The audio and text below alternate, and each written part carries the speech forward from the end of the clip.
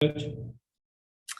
Yeah, I hope everyone had a wonderful holiday break. I know for us, it'll be good to see our players. That break goes by pretty quick when you're busy and you get to travel. So I know it'll be nice to see them and get them back in the swing of things for the game day. Most of them travel today, and I actually driving in, I saw some moving down to the gym. I'm sure to get some shots up. They'll be on their own today, and obviously as their coach, I hope they get some shots up. And then tomorrow we'll have a pretty substantial film session and shoot around. It will be we'll get up and down a little bit because I don't want the first time they've gone full speed to be at the game tomorrow night. So it'll be important to get them moving a little bit. But I feel good about it. It'll be, like I said, it'll be nice to get them back over here tomorrow. All right, we'll go ahead and start with questions, and we'll take our first one from Maria. Coach, obviously Chattanooga is your first opponent Monday, and then you go into SEC schedule. I know they've got a player that hit threes. I think she's hit 24, leading scorer, Abby Cornelius, no relation that I know of, but it's another one where the record doesn't reflect the team's capability. Is that correct? Yeah, I think so. They've played they've played some pretty good teams. I think for Chattanooga, one of our biggest challenges is going to be getting behind the 3-point line and guarding 5 people there. They're not, that's their strength.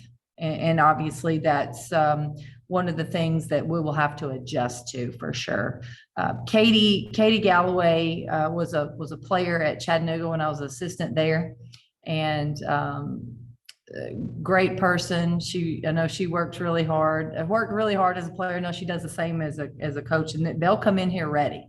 So I think for us, we have to be ready to defend, and then a few things that they do defensively will be a little different than what we've seen. So we've got to practice that as well. Cora. Kelly, I know we aren't quite to SEC play yet, but I'm sure you've been kind of keeping track of everyone through non-conference play. And I wanted to ask if there was a team that either surprised you or has kind of flown under the radar that you think is better than people are giving credit for. I don't know that specifically anyone that I, want to mention, but I do think the SEC is better this year. I really do. I think what happened, I think you've got more people moving up. I think the top's moving up, and I think the bottom has taken big jumps, big leaps forward. So I'm expecting a really competitive SEC schedule, night in, night out. I tell you, it's going to be very rigorous. It always is, but I think the league has improved, and part of that is due to the COVID players that are still around. I think they're making some of these teams better. Maria. Coach, Cora mentioned the SEC. We've already had the first postponement, Kentucky and Auburn, because of COVID protocols within Auburn's program. How much are you just back to holding your breath and wishing we were past this? But here we go again. I know the SEC just changed the policy. Those will not be forfeits now, that they can be rescheduled if possible. Well, just watching the trend nationally, it was probably heading this way. A lot of other games starting to get canceled. I tell you what, to me, a big marker was when the NFL postponed a weekend of games. That's usually a pretty good indication that things are definitely moving that way. So, not surprised, to be honest with you, that we've already got one. So, we're just hopeful that we can play. We just want to play. And, we're grateful that we have at this point with the climate that we're in, I'm grateful that the SEC went back to this policy, because some of this is out of our control. I think you do what you can do, but you can't control everything. And, we'll just, try to be mindful of our protocols, here and just hope that we'll be ready to go when we get to play and our opponent. Reese. Hey, Kelly, Sarah Puckett is averaging 14 points per game the past 4 games. You spoke about development in the league. How have you seen her start to understand the college game more precisely, I guess?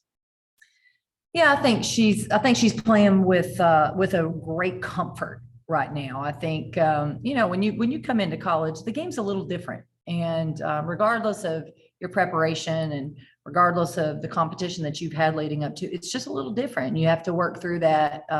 Sarah was obviously, to me, really good from the start, but now she's much more comfortable being a go-to player, to be quite honest with you. I think she is a little bit more aggressive now. I think, we're able to see a lot of different skill sets from her. We move her around, we post her up, she shoots behind the 3. Love what she can do for us. I'm really excited about where she's at right now. Madison. Hey, Coach. Hope you had a great Christmas. Defensively, where do you hope that the team can take strides tomorrow against UTC in preparation for your first SEC game? Well, again, I think having a game plan, going out and executing that game plan, that'll be really important. And then to me, getting down and guarding, like one-on-one defense. I would like to see our one-on-one defense be really sharp. Now, that doesn't mean that we're playing outside of our team concept and system. So we're gonna do that within our system, but I'd like to see us, really be mindful of our one-on-one defense and really make it a priority for us. I think that in itself will help us be a better defensive team, and that's something that we'll really focus on. Maria. Coach, I wanted to ask you about Kaya Wynn. The game she had before Christmas break, was the Kaya Wynn that you recruited and knew was in there and capable of? Just how important is she going to be going forward, especially with the SEC schedule, which is such a guard-heavy and guard-dependent league? Well, I still think Kaya has the ability and the capability to really help us this year in SEC play. And the week that she had leading up to Stanford, and then past Stanford on there to our East Tennessee State game, I thought was terrific. I thought it was one of her best weeks of the year. She played great and high motor, which we always see, but then her decision-making was good. Her finishing was good. Her defense was better. I think for her, she will always give you effort. And obviously she is a great athlete when she steps out on the court. But I feel like what we saw in that week and a half was the game was really slowed down for her, and she was able then to make great plays. And I thought she was obviously terrific in that last game, and it was so exciting to see. It's great for it's great for our team because we need that from her. I'd say another really cool thing, that whole game, her teammates were tracking her rebounds because they wanted her to get a double-double. And that just tells you the kind of teammate that Kaya is when they're all jumping out of their seats for her to get one extra rebound. So Kaya brings a lot of positives to our team. Cora. I have 2 quick questions. First, do you have any updated timetable for, if we're going to see Ray Burrell soon or not? And then secondly, given the first postponement of the SEC conference play and what happened with even the Tennessee men's team with Memphis, do you have any numbers of like how many of your players are vaccinated or percentages of your players and staff who are vaccinated? Yeah, the majority of our travel party is vaccinated, a comfortable majority. And, that makes me feel good that, that we're in a situation where, we're not dealing with protocols that unvaccinated people have, that vaccinated Is that right? Did I say that right? So I think that is a comfort to me. But it's still, I think we've seen a lot of breakthrough cases as well. That's obviously my biggest concern at this point are the breakthrough cases. And then Ray, no, we don't have any new timetable. She went home for the break. So I've seen you guys before. I've seen our players. I will see all of them tomorrow. She'll check in with our training staff and we'll see how she comes out of this break and see where we go from there. Madison? Coach, mentally, how much do you think that it helps to be able to have your players take this pause that you guys have the last 5 to 6 days and just mentally reset?